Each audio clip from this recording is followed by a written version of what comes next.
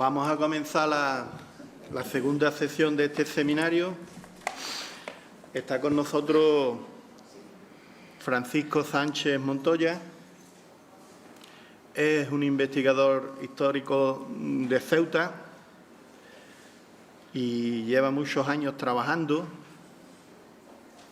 Y es para nosotros una satisfacción muy grande que él pueda estar aquí con nosotros para compartir el resultado, sobre todo, de las últimas investigaciones plasmadas en el libro que veis aquí en la portada, Mujeres ceutíes olvidadas. Creo que se presentó en marzo del año pasado y es fruto de 4 años de investigaciones, ¿no, sí, Paco? Paco es miembro del Instituto de Estudios Ceutí. Por sus publicaciones ha recibido la medalla de la Ciudad Autónoma de Ceuta, es Premio de las Artes y la Cultura de Ceuta en 2010 y también es Premio Nacional Manuel Azaña de Investigación Histórica. También es miembro de la Sociedad de Historia de la Fotografía Española y del Centro de Estudios Históricos de la Masonería Española. Tiene un libro que se titula así, La Masonería en Ceuta. También es miembro numerario de la Asociación Española de Historia Militar. Sus investigaciones se centran en la historia contemporánea de Ceuta y su entorno, y específicamente en la Segunda República, la guerra y la masonería. En fin, como digo, su intervención ahora va a versar sobre lo que nos concierne en este seminario, que es la represión de las mujeres ceutí. Cuando quieras, Paco. Muchas gracias por la presentación.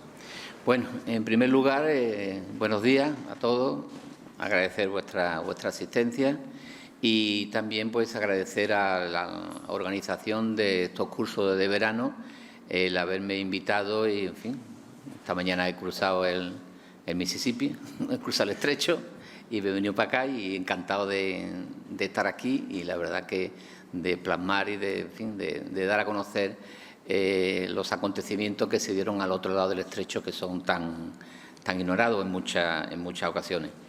Y sobre todo, antes de meter en materia, me gustaría hacer un preámbulo, y es que la historia del inicio de la guerra civil y de la represión al otro lado del estrecho, en lo que fue Melilla, Ceuta y todo lo que fue el protectorado, la verdad que es la gran desconocida, la gran desconocida de nuestra historia sobre el inicio de la guerra civil.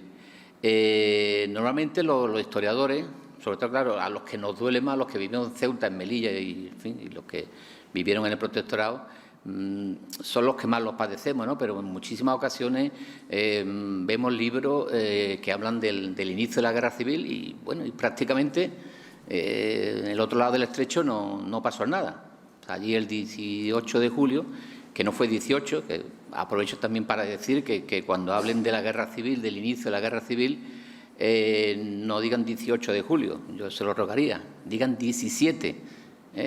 Pues si decimos 18, marcamos otra fecha, y si decimos 17, es una forma también de rendir homenaje a todas esas personas que al otro lado del estrecho dieron su vida por la República y por la democracia en nuestro país, ¿no? Entonces, vuelvo a decir eso, es la gran desconocida porque en Melilla, a las 3, 4 de la tarde del 17 de julio, de aquel viernes del 17 de julio, las tropas estaban en la calle ya los militares se habían sublevado. En Ceuta fue un poco más tarde, fue a eso de las 11 de la noche del 17 de julio y después fue pues en todo el protectorado, ¿no? Entonces, bueno, pues yo quiero reivindicar un poco esa memoria de al otro lado del estrecho, de que no se olvide. En Melilla fueron cerca de 300 los asesinados, en Ceuta fueron 269 y en todo lo que es el protectorado, o sea, hablamos de Tetuán, Larache, Chauen, aproximadamente fueron unos 300, 400, o sea, casi 1.000 españoles que dieron su vida por la democracia y por la república en nuestro país y en muchísimas ocasiones son ignorados, ¿no? Entonces, bueno, este preámbulo para reivindicar un poco la memoria de esos españoles que estaban al otro lado del estrecho y que dieron lo mejor de ellos en pos de la democracia y de la Segunda República. Y entrando en materia, sobre el tema del curso, sobre las mujeres. Como ha dicho muy bien el compañero, ese libro lo presenté en el mes de marzo en Ceuta, tras 4 o 5 años de investigación, y la verdad que era un deber necesario dar a conocer estos hechos y analizarlo, sobre todo ahora, con la suficiente lejanía desde su momento histórico. El trabajo de investigación perseguía, entre otros, 2 objetivos básicos. Primero, desvelar la identidad de estas ceutíes represaliadas, recuperando sus vidas, su memoria y sus nombres para que no se borren de la historia. El periodo de tiempo que he llevado a cabo esta investigación es entre el inicio de la Guerra Civil, el 17 de julio de 1936, y 1958, que es cuando la prisión del Salchá fue clausurada. La prisión de mujeres se llamaba así prisión del Salchá porque estaba en una barriada que era la barriada del Salchá, una barriada muy humilde.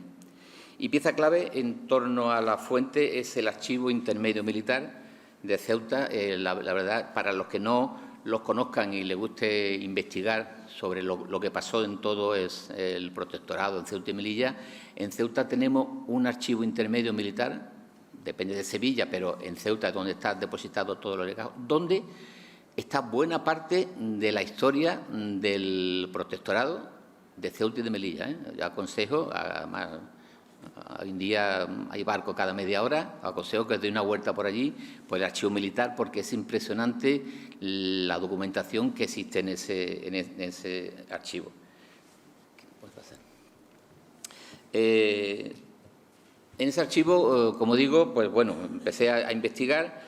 Fueron cerca de 600 los expedientes de mujeres represaliadas que pusieron en mis manos y, bueno, estas ceutíes, como otras peninsulares, padecieron la represión por lo que ya sabéis, por desafectas, republicanas o también, como decían ellos, por rojas peligrosas. Y segundo, por el simple hecho también de ser mujeres y de atreverse a ser libres. Como digo, es el momento de abrir los archivos y arrojar luz sobre tales hechos y, sobre todo, recuperar sus memorias, reflexionar sobre ellas y proceder a su divulgación. En Ceuta, ahí tenéis este es un fortín, se construyó hacia 1700 y, bueno, en principio, durante la República sirvió como prisión de partido, de prisión donde los pequeños hurtos pues eran clausurados en ese recinto, ¿no? Los que eran de más envergadura ya lo llevaban al otro sitio, que era la fortaleza del Monte Hacho. Pues, como digo, a partir del 17 de julio de 1936, en Ceuta hay 3 sitios donde se detiene a los que han destacado durante la Segunda República pues, en labores culturales o bien que han destacado por ser políticos, concejales. Y en Ceuta había 3 lugares de prisión, donde lo encerraban, que era las mujeres en este fortín, ahí pegado, está ahí, como lo veis, pegado al mar, o sea, ya os podéis imaginar la humedad, las enfermedades que estas mujeres padecieron ahí. El otro sitio que servía de encarcelamiento en Ceuta era en la fortaleza del Monte Hacho, tan conocido la fortaleza del Hacho. Y después, en el otro monte, es el Hacho, en el otro monte, tan conocido como García Ardave, era el tercer lugar de enterramiento, de clausura de los que se habían destacado durante la Segunda República. En la prisión de García Ardave solían ser civiles. Allí los militares no estaban encarcelados. Donde sí estaban encarcelados todos los militares era en la fortaleza del Monte Hacho. De Melilla trajeron a bastantes militares que no estuvieron de acuerdo con el golpe y, sobre todo, el que nos atañe, que es la prisión del Salchá, la prisión de mujeres que estáis viendo. Como digo, desde el 17 de julio del 36 sufrieron el hambre, el tifus y enfermedades pulmonares debido a la humedad de la prisión, como veis aquí, pegada al mar.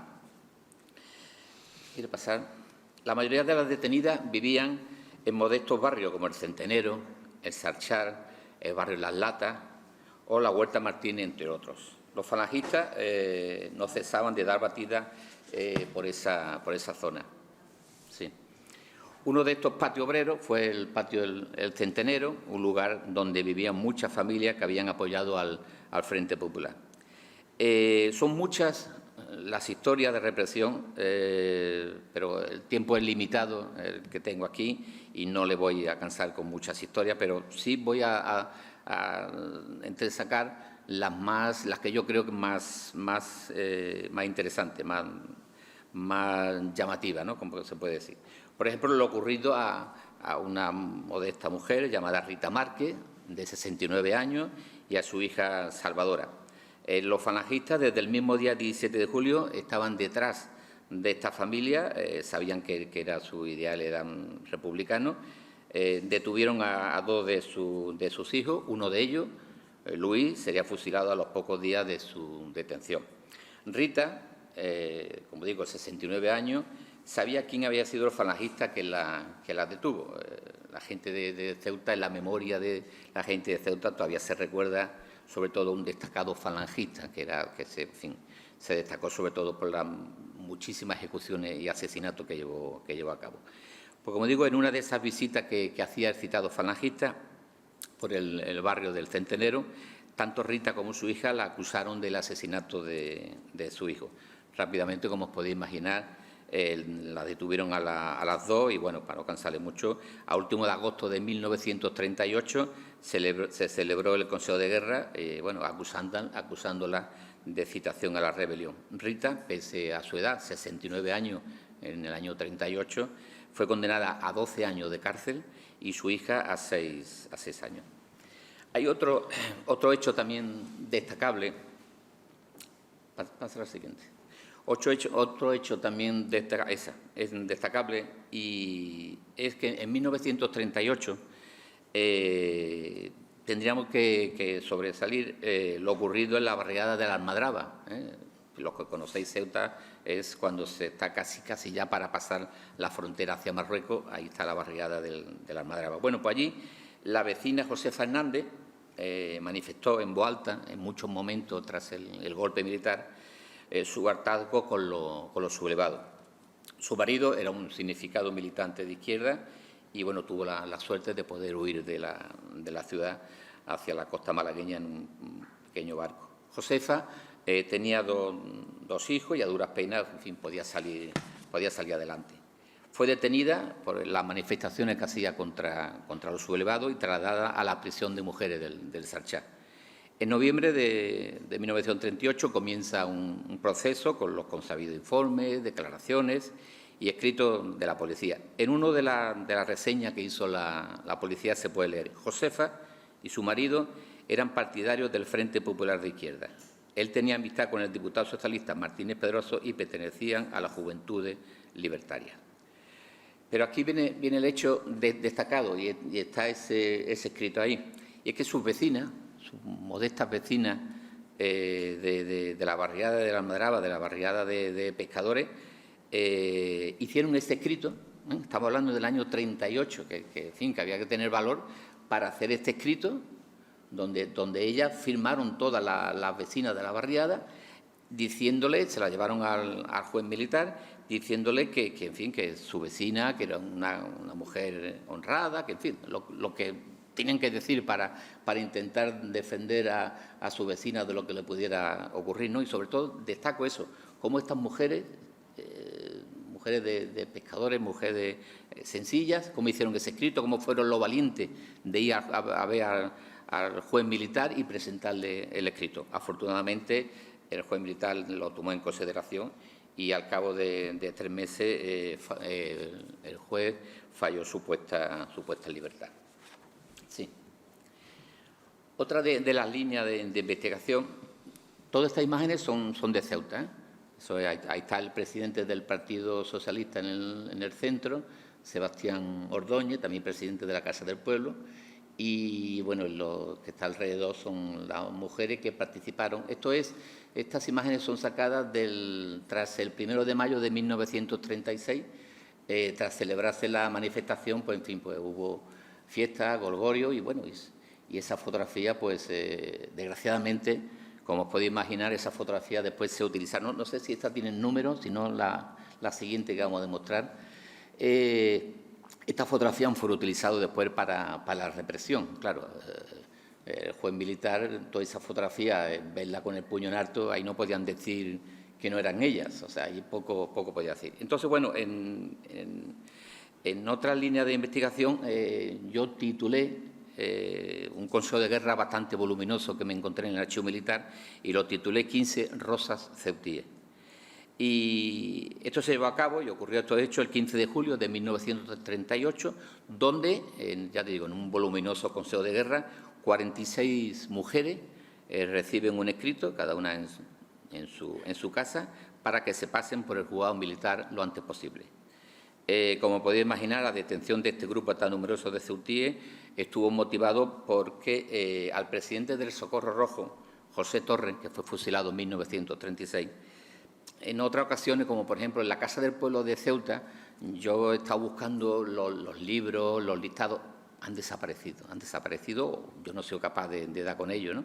Afortunadamente, porque todo eso se utilizaba después como represión. Pero este hombre, el presidente del Socorro Rojo en Ceuta, José Torres, como digo, fue detenido en los primeros momentos del golpe, fue fusilado en agosto de 1936 y lo más peligroso para estas mujeres, para estas 46 mujeres ceutíes, es que les requisaron los libros, y claro, ahí están en los libros pues sus nombres, sus direcciones. Si quiere pasar a la siguiente imagen, lo vemos, ahí está lo que se le requisó al presidente del Socorro Rojo y claro, al tribunal militar le fue muy fácil comenzar a detenerla, están sus nombres, su dirección. El fiscal se lo culpó de participar en la manifestación del 1 de mayo de 1936, bueno, de cosas tan peregrinas como llevar camisa roja, de pertenecer a formaciones de izquierda como PSOE, UGT o CNT y sobre todo de militar en el Socorro Rojo y en el Partido Comunista de Ceuta. Hay varias imágenes. Esta no sé si tiene número. Tiene número, ¿no? 3, 2, Esa. 4. Eso. Pues esta foto es, afortunadamente, un señor, no me ha autorizado a dar su nombre, pero afortunadamente este caballero ceutí pudo rescatar esta fotografía en un momento dado y, bueno, afortunadamente me la ha cedido a mí. Ahora vamos a ver diferentes imágenes y si os dais cuenta, cada una tiene un número. Por detrás de la fotografía están sus nombres. Ya podéis imaginar para qué se utilizaba, ¿no? Para la represión y, en fin, para tenerla perfectamente localizada, ¿no? Si quiere pasar imagen. Bueno, aquí otra imagen. Esta es otra. Esto es en la calle Real. Ahí está la puerta del casino militar. A la derecha estaría la casa de los dragones de Ceuta, para los que conozcáis Ceuta. Y bueno, están ellas perfectamente contentas, sin saber que meses más tarde iban a pasar por momentos trágicos, por momentos dolorosos. Muchos de sus maridos o novios serían fusilados. En fin, estaban ahí muy contentas de ese 1 de mayo de 1936, sin saber lo que se le venía encima. Si quiere pasar, hay otra imagen. Esta es la que he utilizado en la portada del libro, primero de mayo del 36. Esa en aquella época era la Plaza de la República, hoy en día es Plaza... ¿Las Juventudes Socialistas son? Seguramente, sí. Y esta es actualmente la Plaza de los Reyes. Esto también por la zona de la Plaza Azcárate. Esa zona es conocida por nosotros, Juan Antonio. Por allí hemos correteado. Esta también por la zona de la Plaza Azcárate. En fin, todas son del 1 de mayo del 36, donde se le ve, como digo, en fin, muy contenta, muy reivindicando ese 1 de mayo del 36, ¿no? En fin, pues si quiere puede pasar imágenes. Sí, esta es la plaza del Teniente Ruiz, también plaza céntrica de Ceuta. Puede pasar si quieren. Puede pasar. Ahí tenemos diferentes momentos de manifestaciones. Traigo también esta foto para que os deis cuenta que en fin, que en Ceuta el 1 de mayo se celebraba, bueno, y muchísima gente, No nos quitemos, como he hecho yo el preámbulo ese al principio, nos quitemos la imagen de que en Ceuta, en Melilla y el Protectorado, el 17 de julio allí todo el mundo se puso la camisa azul. Y no es así. Allí en Ceuta, en Melilla y lo que fue el Protectorado, muchísima gente dieron su vida por la República y por la democracia que en aquella época se tenía, ¿no? Y por la libertad conseguida. Ese 1 de mayo del 36, como digo, por la Plaza de los Reyes, y ahí están. He destacado las imágenes, sobre todo, donde salen mujeres, y ahí ve las mujeres participando, bueno, de todas horas. Eran unas mujeres valientes, y en fin, puede pasar. Bueno, entonces el Consejo de Guerra se llevó a cabo en abril de 1939, y bueno, pues se le acusaba de los delitos que he dicho anteriormente, sobre todo de auxilio, ¿no? Auxilio a la rebelión, ¿no? Bueno, cuando habían sido los sublevados, los militares, los que se habían sublevado, pero en fin, auxilio a la rebelión. La verdad que pasaron un duro trance por el Consejo de Guerra, que se celebró un mes después, en mayo de 1939, y pese a ser un buen número de acusadas, eran 46 las que estaban en este Consejo de Guerra, en pocos minutos el Tribunal Militar emitió el veredicto y, como estáis viendo ahí, 5 son condenadas a 20 años de cárcel, 4 con 12 años y 6 quedaron en libertad.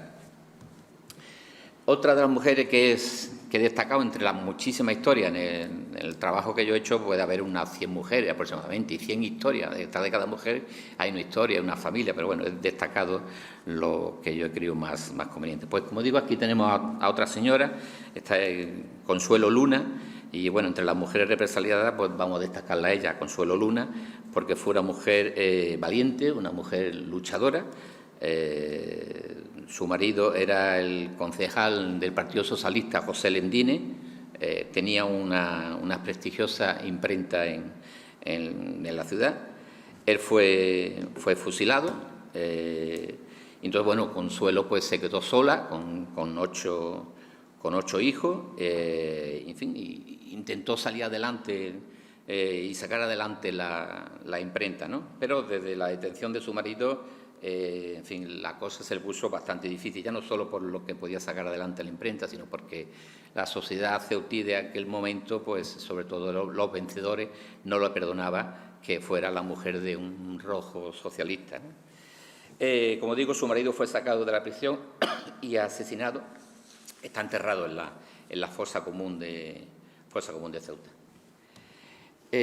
Aquí tenemos un escrito que es muy curioso. Estando su marido en la prisión de García Ardave, un día se presentó en la imprenta un falangista llamado Pellegrina, tristemente recordado, Pellegrina, y como estáis viendo aquí, como indica la nota, está escrita por su marido y, bueno, ahí se ve que le han presionado para que le cedieran papel y poder utilizar su imprenta para la causa falangista, ¿no? Así hizo, claro, y como podéis imaginar, sin cobrarle absolutamente nada. Le dieron papel, le pusieron a su disposición la imprenta. Como cosa curiosa, y por la vinculación con el campo de Gibraltar, reseñar que su nieto es José Antonio del Real Lendínez, cariñosamente conocido como Pepote. Lo digo porque este estuvo de maestro en 1971 en la línea, y posteriormente estuvo en los barrios participando en la vida política del campo de Gibraltar, incluso llegó a ser diputado en el campo de Gibraltar. Una vez llegada la democracia, 2 ceutíes, que su familia habían sido represaliadas, don Teófilo Escribano, un maestro muy conocido en la ciudad y que sufrió también mucho la represión y nos dio clases tanto a Juan Antonio como a mí, como en fin, a muchísimos ceutíes, una persona con mucho carisma. Pues como digo, don Teófilo Escribano y don José Pulido realizaron este escrito que estáis viendo aquí ante notario en octubre de 1979 para que Consuelo pudiera cobrar una mínima pensión de viudedad. También tenemos otra historia que vamos a destacar, y aquí tenemos a Carmen Campillo. Carmen Campillo, su marido, era el alférez Salvador Sorroche. Este fue uno de los militares que se mantuvo leales al gobierno de la República en la tarde del 17 de julio de 1936 en el aeródromo de Saniarramel, en Tetuán. Si pasa... No. Venga. Gracias. Pues como digo, el marido de Carmen Campillo fue uno de los militares que se mantuvieron leales al gobierno de la República, sin pasar. Pues en el aeródromo de Tetuán. ¿Por qué no le da esto? No, a la flecha luego. No, ¿tú no le das la flecha para que pase?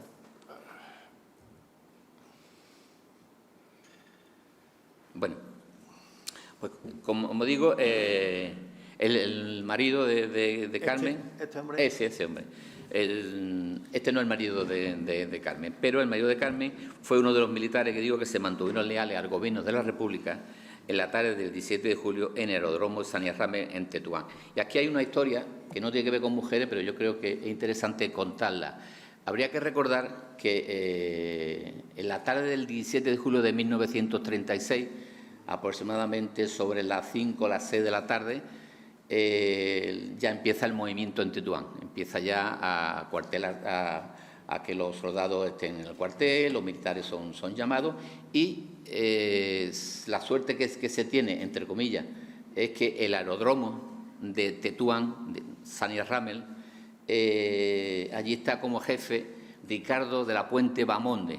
Este es primo de Franco, el que está en el aeródromo de Tetuán. Sáez de Buruaga, que es el que se subleva en Tetuán, en la tarde ya noche del 17 al 18 de julio, Sáez de Buruaga ha detenido al alto comisario, ya se ha detenido, pero el aeródromo de Tetuán, Ricardo de la Puente, el comandante, junto con el marido de Carmen y algunos otros militares, se hacen fuertes, intentan defender el aeródromo y entonces Sáez de Buruaga le dice que si no entrega el aeródromo de Tetuán, que no, en fin, que empezarán a bombearlo. En la tarde del 17 de julio, tal vez digo yo, pudo haber cambiado el signo de la guerra civil en nuestra ciudad, en España, hubiera cambiado el signo, porque a última hora de la tarde del 17 de julio, Ricardo de la Puente recibe una llamada del presidente de la República, Casares Quiroga, diciéndole que se haga fuerte en el aeródromo de Tetuán, que en pocas horas van a llegar aviones leales al gobierno de la República. Como se puede imaginar, no se cumplió. Si se hubiera cumplido eso, si a Tetuán hubieran llegado como prometió el presidente de la República, Casares Quiroga, hubiera prometido lo que dijo de los aviones, tal vez los militares no habían triunfado en Tetuán y además muchísimos militares, por la documentación que he consultado, muchísimos militares en un primer momento no se sumaron al golpe. Se sumaron al golpe cuando vieron ya que estaba ya, por ejemplo, en el protectorado, en la península no, pero en lo que es el protectorado, muchísimos militares se sumaron al golpe una vez que vieron que ya estaba, en fin, ya estaba todo hecho, ya estaban las tropas en la calle. O sea, que tal vez, si se hubiera cumplido lo que dijo Casares Quiroga, con ese envío de aviones se podía haber, no sé, hubiera dado la guerra civil otro cambio.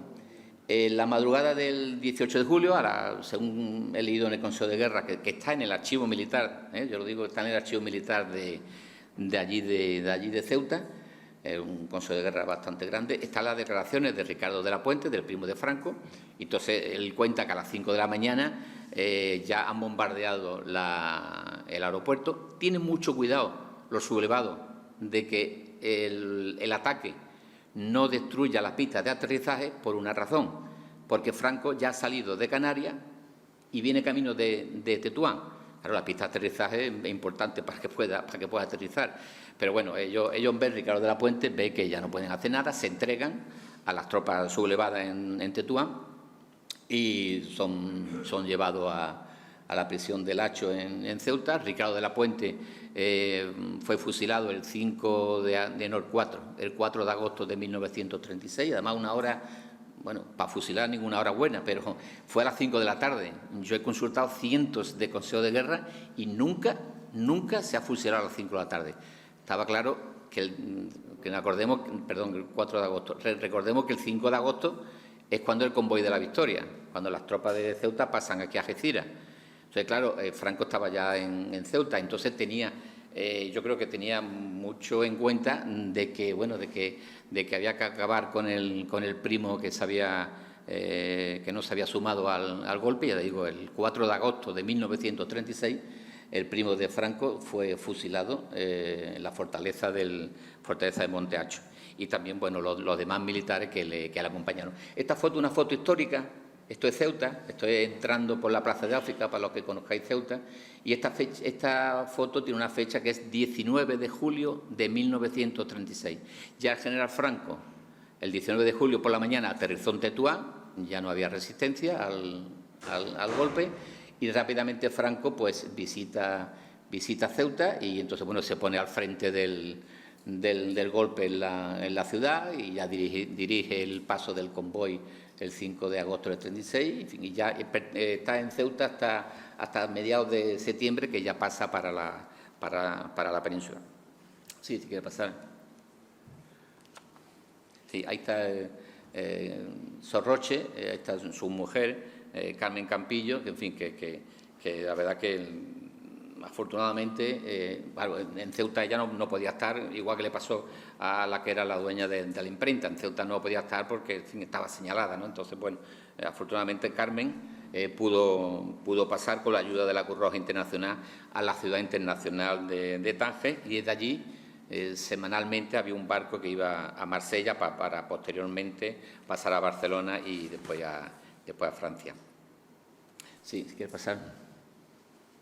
Aquí tenemos otra historia de otra mujer en Ceuta. Aquí tenemos eran dos vecinas de la barriada del Sarchá, donde estaba la cárcel de mujeres, Carmen Campos, que es la que tenemos la imagen, y Mercedes Pérez, que no hemos podido conseguir imagen de ella. Estas dos jóvenes, de 18 y de 23 años, fueron condenadas a cadena perpetua por haber participado en la organización de un homenaje al alcalde republicano de Ceuta, el doctor Sánchez Prado. Este homenaje se celebró en mayo de 1936 en su barriada. Carmen Campos, durante la República, pues formaba parte de diferentes asociaciones, sobre todo de la Asociación de Mujeres Libres, implantada en Ceuta en 1936. Sí. A mediados de agosto de 1936, Carmen fue detenida junto a su vecina Mercedes, y el juez dictaminó su ingreso en prisión, acusándola una vez más de auxilio a la rebelión. El 1 de septiembre son llevadas al cuartel de Sanidad, donde se celebraban los consejos de guerra. En principio, el fiscal le pide a las dos pena de muerte. Ya se puede imaginar los momentos que pasarían estas dos mujeres. Pero bueno, afortunadamente respiraron cuando le comunicaron que eran condenadas a cadena perpetua, entre comillas. Al menos habían salvado la vida.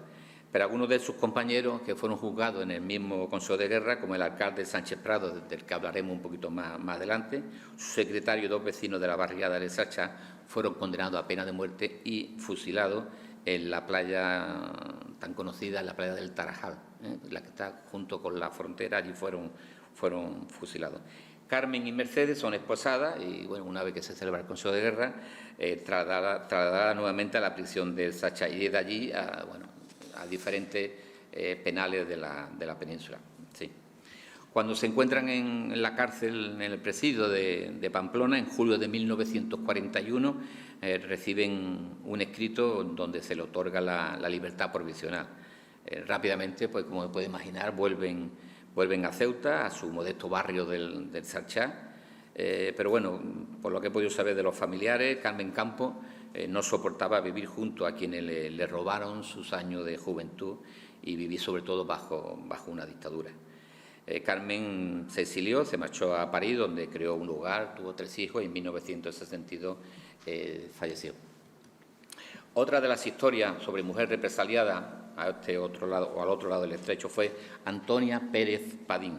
Esta señora regentaba una cantina en un barrio muy conocido, popular de Ceuta, que es el barrio de la Puntilla, pero popularmente conocido como el barrio de las Latas. Ese era su nombre, y ya se puede imaginar el porqué. Su marido era Antonio Berrocal, que era concejal del Partido Comunista en el Ayuntamiento de Ceuta. En 1937 fue sacado de la prisión de García de Dave y su marido fue asesinado. Ella, En agosto de 1936, como a otras, se le muestra lo que ya hemos hablado, los libros de las que estaban afiliadas al Socorro Rojo y al Partido Comunista. Y efectivamente, allí, bueno, no hay duda de que su militancia es bastante activa. Incluso el fiscal militar afirmó en el Consejo de Guerra sobre una cantina que tenía Carmen en su modesta barriada, y dice que esa cantina era como una casa del pueblo. Dice, allí se reunían muchos trabajadores del puerto para decidir sobre las huelgas y sobre los movimientos que tenían que hacer. También en el informe se podía leer en el informe policial que pertenecía al Partido Comunista, que es directiva de una célula femenina en la barriada de La Puntilla, y que debido a su activa gestión ha logrado que casi todas las mujeres de la barriada se afiliesen al partido. Tras un consejo de guerra fue condenada a 13 años de cárcel, momento en el que comenzó, como se pueden imaginar, un calvario de penal en penal que no concluiría hasta bien entrados los años 50. Sí. Otra de las mujeres, otra de las mujeres a destacar es Antonia Céspedes Gallego, cariñosamente conocida en Ceuta como la Latera. La detuvieron en una modesta barraca que tenía en el populoso barrio del Centenero y, como se puede imaginar, pues rápidamente, tras declarar a la policía, fue encarcelada en la prisión del Sarchal. Se le realizó un consejo de guerra condenándola a pena de muerte, pero afortunadamente fue indultada con cadena perpetua. Pero era una mujer siempre muy activa, era una mujer que durante la Segunda República siempre estaba en primera línea de manifestaciones, de huelgas. Seguramente, yo no le puedo identificar, pero seguro que en alguna de las fotos que hemos sacado antes de ese 1 de mayo del 36, Antonia Céspedes estaba ahí en primera línea. También destacar a Antonia Céspedes, hace cuestión de unos 10 años aproximadamente, la OGT de Ceuta, en su labor de memoria histórica, ha creado el premio La Latera, y cada 2 años la OGT de Ceuta entrega este premio, en fin, destacando sobre todo a las mujeres que lucharon por la Segunda República. Pues como digo, en principio la condenan a pena de muerte, pero fue indultada por cadena perpetua. Pero, desgraciadamente, en la madrugada del mes de enero de 1937 fue sacada de la prisión del Sarchal, de la que hemos visto antes, el penal, y asesinada por otra vez por el conocido falangista, que como no tenemos pruebas no podemos decir su nombre, pero bueno, está en la memoria de todos los ceutíes. Y fue, como digo, el 21 de enero de 1937 la sacaron de la prisión que hemos visto antes del Sarchal, y su cuerpo apareció en un monte que hay enfrente a la prisión con un disparo en la cabeza. Otra de las mujeres de este capítulo es la referida a Laura Pérez Trillo. Ella sabía que su marido, Antonio Parrado, que era el secretario de la Juventud Socialista, sería uno de los primeros en ser detenido tras el inicio de la sublevación. Ambos deciden, tras el 17 de julio, que lo mejor será que se oculte en algún lugar y esperar el curso de los acontecimientos, y así fue. Se ocultó pues, por la conocida Playa Benítez, de los que conozcan Ceuta, y allí en un almacén de comestibles pudo, en principio, estar oculto hasta que en septiembre de 1936 la policía dio con su paradero. Sí, pues pasa. Sí. Hay tras hablar con los familiares, aquí tiene esta carta, hay una serie de cartas. Ella fue detenida junto con su hermana en la cárcel del Sarchal, y su marido, como podéis imaginar, encarcelado en la fortaleza del Monte Hacho. Bueno, pues como digo, sus familiares me hicieron llegar estas cartas, son unas 5 o 6 cartas que son impresionantes. Vamos, yo la leí una vez en público y ya no vuelvo a hacerlo más porque son impresionantes cómo se van dirigiendo uno a otro. Uno está en el Sarchal, prisión de mujeres, y otro está en la fortaleza del Hacho, y cómo se están animando, cómo se dice que no pasará nada, que en fin, que total, ya os podéis imaginar todo lo que pueden escribir en esas cartas, ¿no? Y desgraciadamente, pues Antonio Parrado fue fusilado en noviembre de 1936 y una vez que lo fusilaron, qué casualidad que ya dejaron en libertad a su mujer.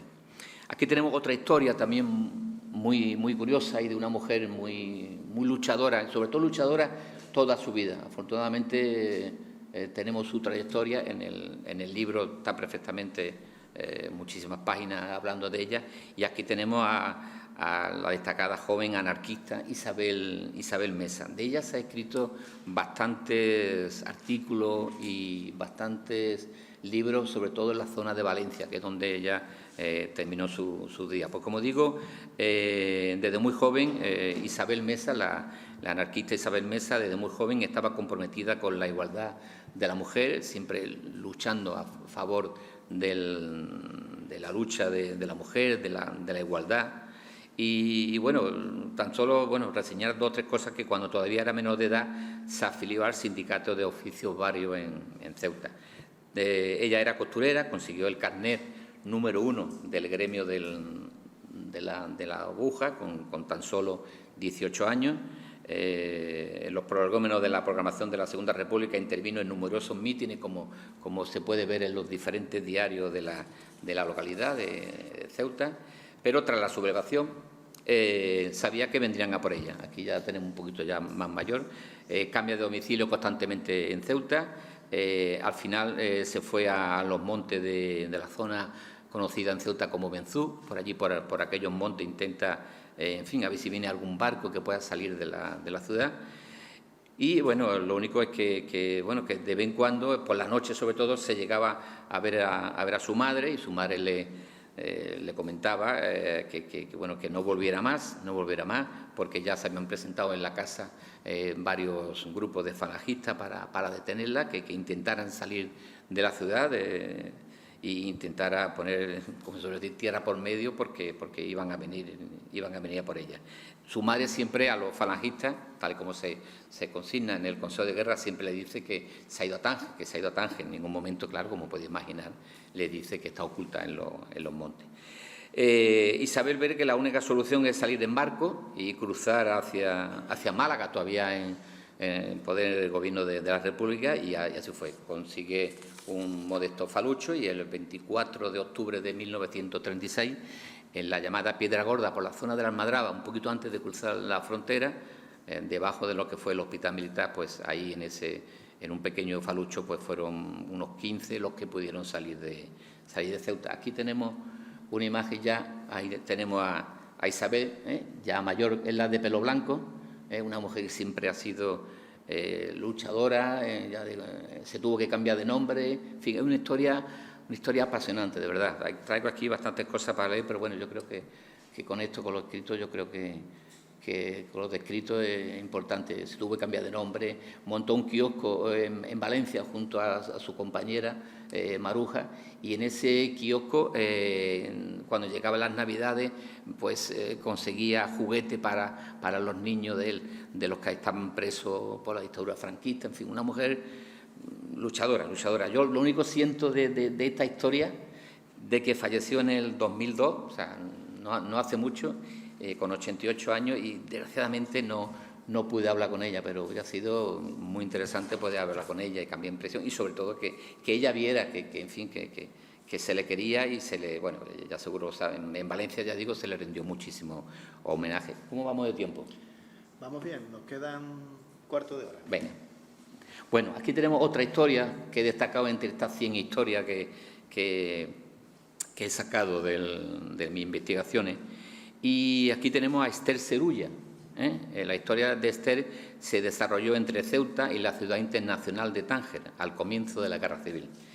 A Esther, en los primeros momentos del golpe, se le podía ver por la ciudad internacional en manifestaciones a favor de la República. Era militante del Partido Comunista, pero yo he consultado a su Consejo de Guerra, y la verdad que tras consultarlo, no sé por qué motivo, jugó con 2 barajas.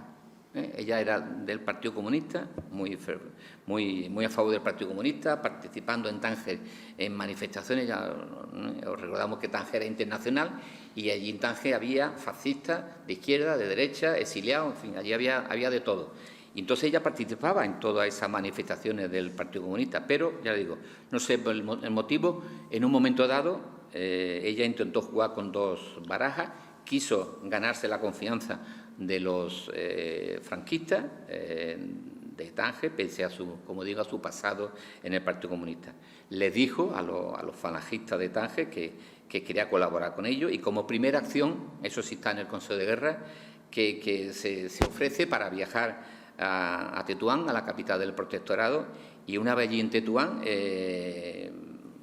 se produce ese viaje, ya digo, en el Consejo de Guerra está, y, en fin, y le va presentando a los diferentes miembros del Partido Comunista en Tetuán, que la policía empiezan a detener.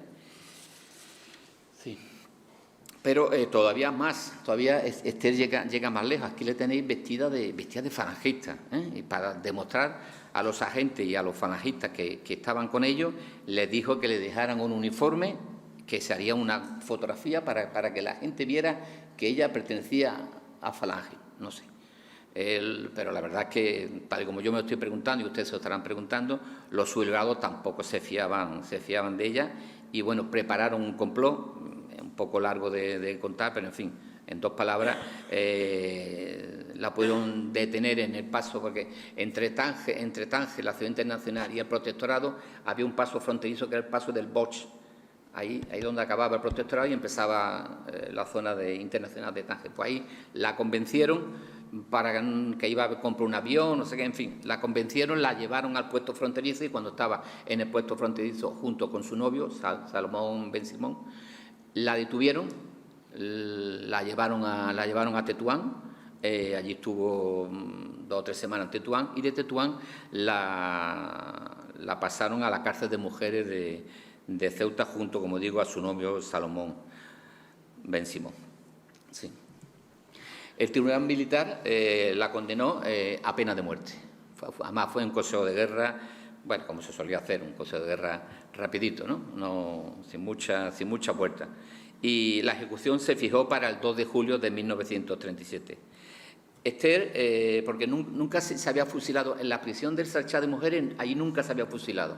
Allí lo único, asesinaron a una mujer, la que me hablaba antes. Pero en la prisión del Sarchá nunca se había llevado una ejecución.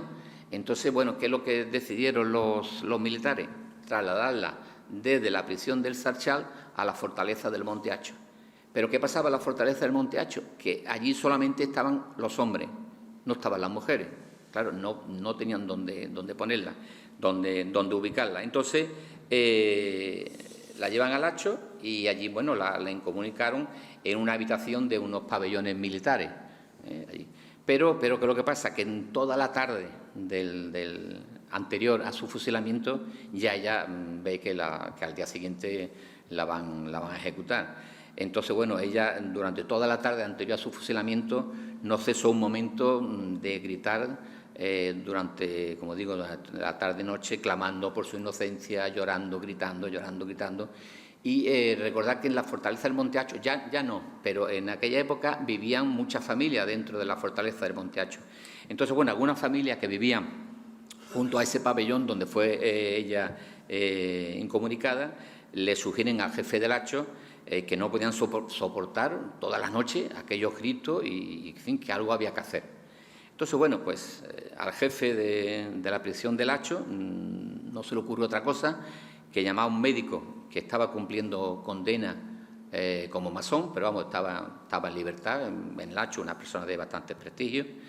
Y entonces, bueno, pues habla con este médico que está allí detenido y le pregunta que si podían suministrarle algo para que se calmara. Este facultativo pensó, y además así lo he consultado yo, porque el hombre ha escrito una memoria, desgraciadamente no se han publicado, la familia, no sé, no está mucho por la labor, pero yo he tenido acceso a esa memoria y entonces él lo explica perfectamente en esa memoria. Entonces él pensó que podía inyectarle una sobredosis de algún calmante y que se duerma durante varios días. Si de todas formas la va a matar, yo le voy a poner un calmante, bueno, de caballo para que esta mujer pues esté durante varios días dormida. Y él pensó, el médico masón pensó, bueno, pues esta mujer durante varios días está dormida, seguramente no la van a fusilar y a lo mejor dentro de 4 o 5 días o una semana, pues igual el fiscal cambia de opinión y, en fin, y ya no la fusila. Pero ¿qué va? No pasó eso. Por la mañana, a las 7 de la mañana, fueron a buscarla y efectivamente Esther estaba totalmente dormida en el pabellón. El jefe de la prisión llamó a la comandante general y le dijo, bueno, que qué hacían, que esta señora estaba dormida y que no la podían llevar a cabo la ejecución. Y nada, desde la comandante general recibió una notificación el jefe del Hacho diciéndole que la amarraran a una silla y que la fusilaran. Y efectivamente así fue. Esta mujer fue fusilada sentada en una silla y amarrada en la fortaleza del Monte Hacho. Ella está, quiero pasar, ella está enterrada, ahí está enterrada en el cementerio hebreo de Ceuta junto con su novio, Salomón, y en fin, es una historia de verdad que trágica y dura y bueno, en fin, calificativo poco se le puede dar. Otra de las historias, los referentes, tenemos a Dolores Escarcena. Ella era la viuda del médico y alcalde de Ceuta, el doctor Sánchez Prado. Bueno, aquí solamente de decir, bueno, que el alcalde Sánchez Prado estuvo hasta los últimos momentos del 17 de julio de 1936 en la prisión, en el ayuntamiento intentando, en fin, llevar a cabo una resistencia que no se llevó a cabo porque a las 11 de la noche del 17 de julio de 1936 el ayuntamiento de Ceuta está en la conocida Plaza de África y entonces sobre las 2 de la madrugada aproximadamente él ve cómo llegan tropas de la Legión a la Plaza de África, rodean el ayuntamiento y en fin, ya se da cuenta de que la sublevación está en marcha. El alcalde no era de Ceuta, era sevillano y sería fusilado, como he dicho anteriormente, en los llanos del Tarajal, en la playa del Tarajal, un 5 de septiembre de 1936. Pero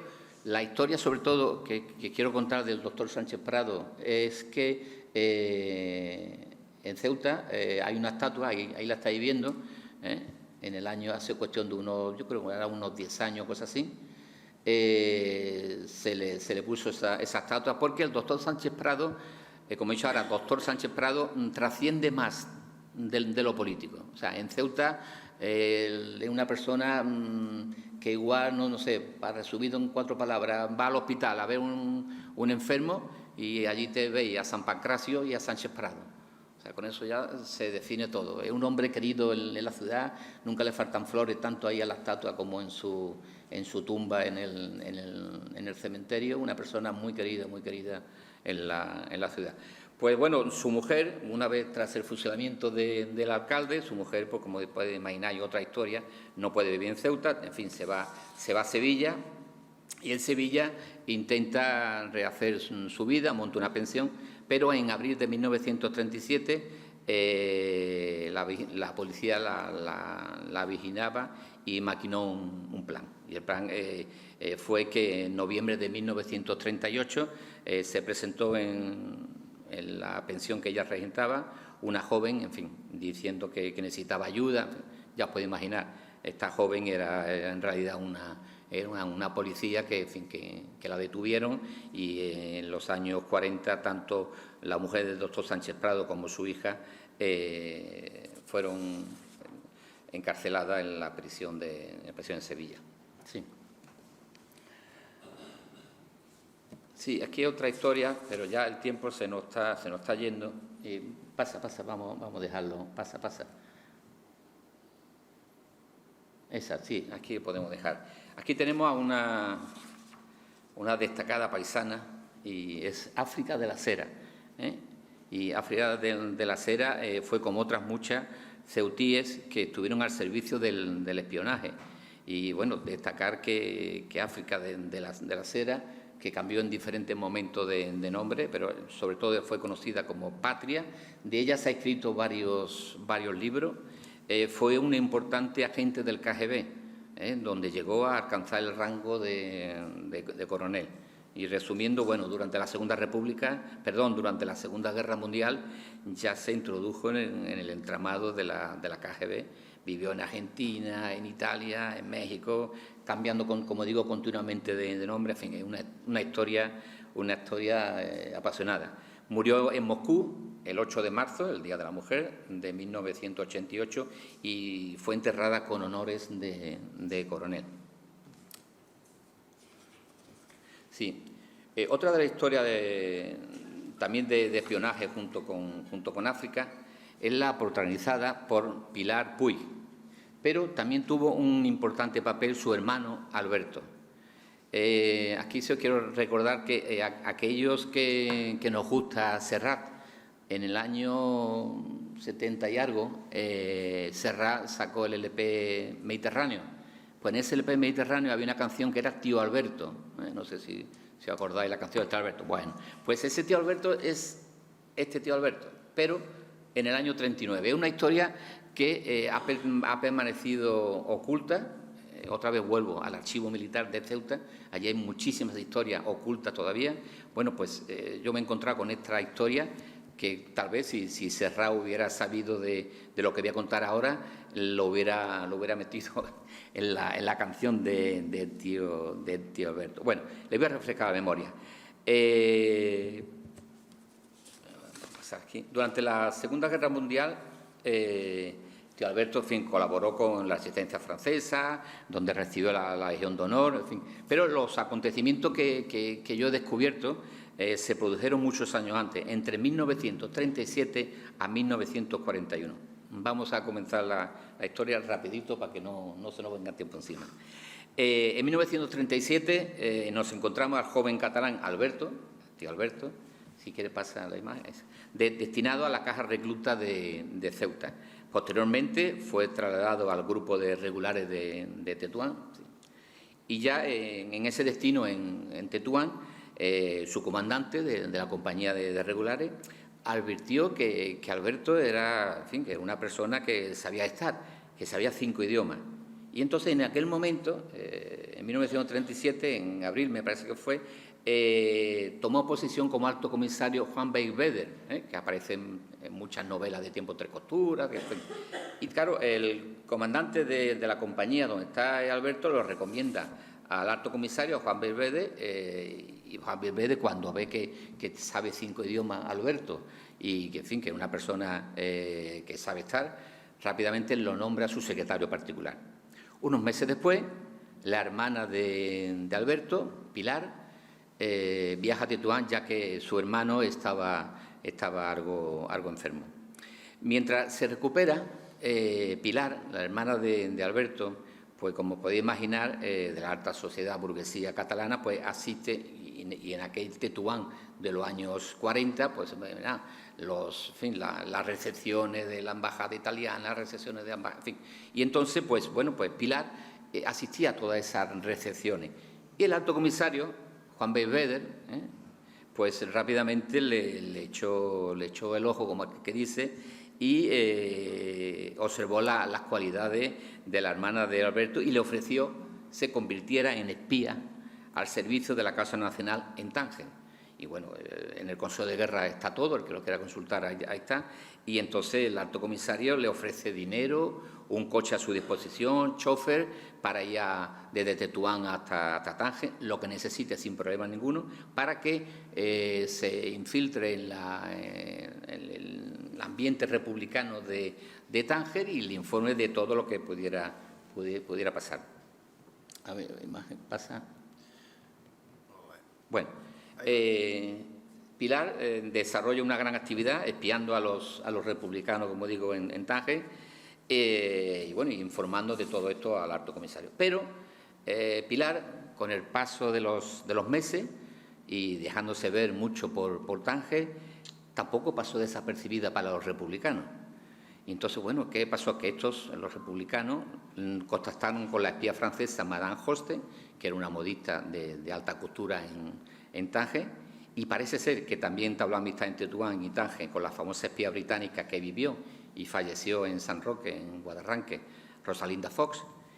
Y Pilar Puig, bueno, pues accede a ser también espía de los republicanos, y aquí se convierte en doble espía. Espiaba para la alta comisaría y espiaba para los republicanos. En fin, pero resumiendo, para no cansarle, en el verano de 1938 el Servicio de Investigación de la Policía Militar descubrió este doble juego de Pilar. Fue detenida y pasó un año en la cárcel. Si quiere puede pasar. Bueno, podríamos hablar, pero ya el tiempo, ¿no? El tiempo ya tenemos más que cumplido, ¿no? Tiene 5 minutitos. Bueno, también podía hablar de muchas maestras que fueron represaliadas en Ceuta, como vuelvo a decir y vuelvo otra vez a incidir, aunque sea un poco pesado, que en Ceuta, Melilla y el Protectorado no todo el mundo se puso la camisa azul, que hubo mucha gente que sufrieron muchísimo y que lucharon por la República y por un país en libertad. Pues como digo, el 6 de diciembre de 1936 la Comisión publicó, si quiere pasar, en el diario que en aquella época y actualmente el Faro de Ceuta, un listado con los nombres de los que ellos estimaban que debía ser expulsado del magisterio.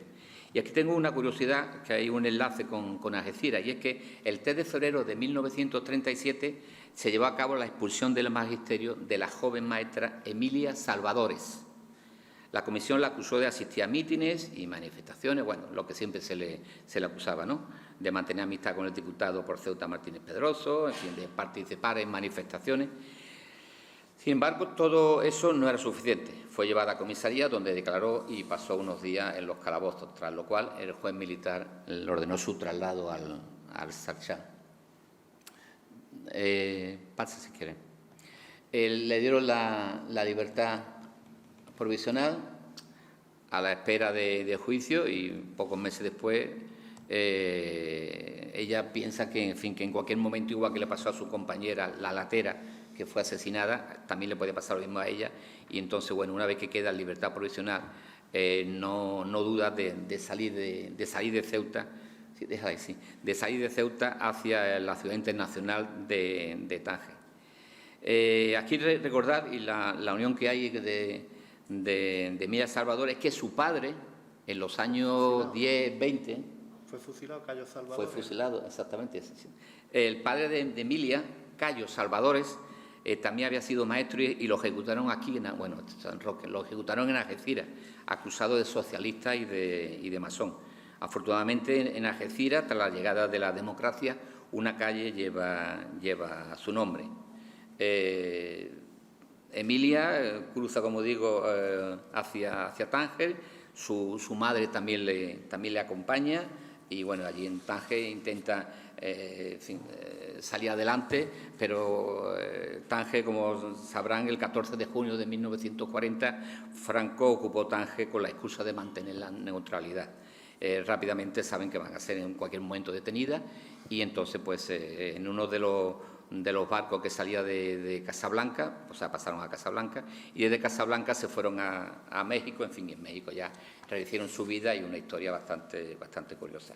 Bueno, puede pasar si quiere, y ya terminamos con las últimas. Ahí está Cayo Salvadores, que está ahí, esas son maestras. Puede pasar. Bueno, ahí tenemos el exilio. En el trabajo que yo he hecho también hablo, pues, del exilio republicano sobre la mujer.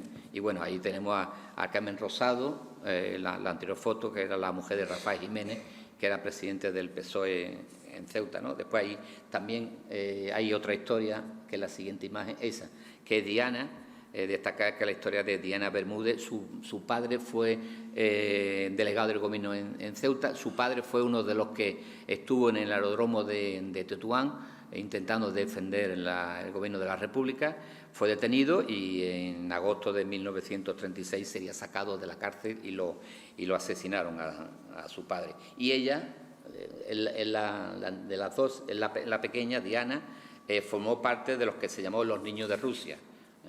Y entonces, bueno, pues se fue al exilio y con ella sí he podido hablar. Hablé con ella hace ya unos años en Albatera, en la zona de Valencia, y, en fin, pude cambiar impresiones con ella y en el trabajo que hice está perfectamente eso. Bueno, ¿quiere pasar esa? Bueno, aquí ya la última historia, y ya no os canso más con tantos datos. Esta es Antonia Castillo, la doctora Antonia Castillo. Decir que fue la primera mujer colegiada en Ceuta. Afortunadamente, una calle hace cuestión de 2 o 3 años lleva su nombre en Ceuta. Si quiere, pasa la imagen. Durante la República, esta imagen todas son en Ceuta. Esta imagen es una conferencia que dio en la Casa del Pueblo de Ceuta, y está Antonia Castillo. Pero la conferencia que ella daba en la Casa del Pueblo, tal como se indica en el Consejo de Guerra, y ella lo dice, siempre fueron conferencias además se ve ahí, no sé si se ve por la parte de abajo, se ven que hay niños, que hay mujeres. Entonces era sobre el seguro de maternidad, en fin, todo era relacionado con la maternidad, con la mujer, con los derechos de la mujer. Nada era de temas políticos, pero eso poco le sirvió a los sublevados para expulsarla del ayuntamiento. Que puede pasar otra imagen. Fue expulsada del ayuntamiento y en 1938, viendo que en Ceuta ya no podía desarrollar su labor como doctora, pues se fue a Burgos, también a la ciudad que se fue a Burgos. En Burgos volvió a ser otra vez la primera mujer médica en la ciudad.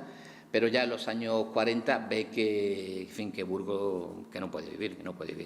Y entonces, afortunadamente para ella, pues pudo salir hacia el exilio y vivió toda su vida en México. Su marido era el profesor de filosofía, Luis Abad, que afortunadamente para él el golpe le cogió fuera de Ceuta, pero pasó muchísimos años en un campo de concentración en Orán.